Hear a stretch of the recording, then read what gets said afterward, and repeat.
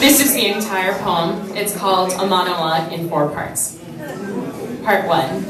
This is a monologue because you and I will never have this conversation.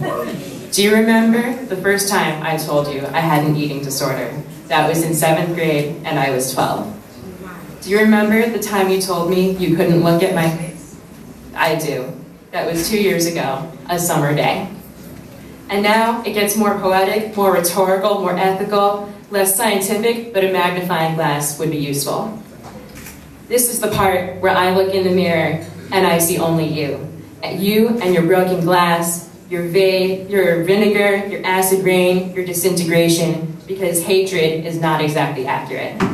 But the point is, we both fail to see me. You look at my face. You are disgusted, revolted, because you see yourself. I look in the mirror, a contraption invented to exacerbate women's hatred of their bodies, and I see the words you said, I hear the deprivations, I sense the loneliness, and I fail to see myself, only the space that you created in my heart. So we have established that this is a circle, and the starting and ending points are you. Do you remember the second time I told you? Because I do. I was 16, and you refused to believe me. So I denied it to make your life easier. Part 2. Between a rock and a hard place, cold, dark, damp, dripping like a cave with dripping stalactites. Watchful eyes, eyes full to the brim with uncertainty that tastes like vinegar. And there was, and sometimes still is, that self-loathing that feels like salt on an old wound.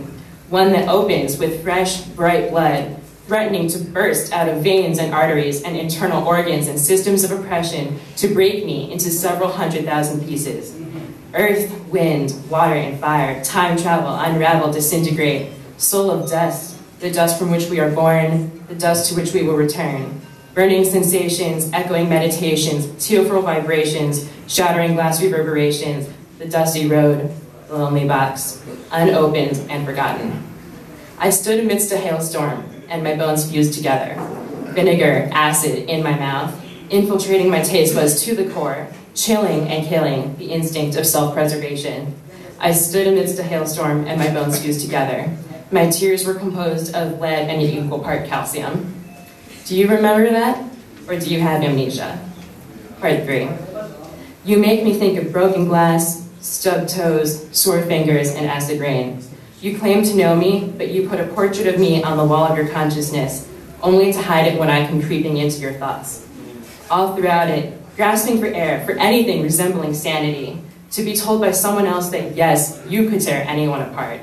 You would make a good lawyer, he said. How does that help me?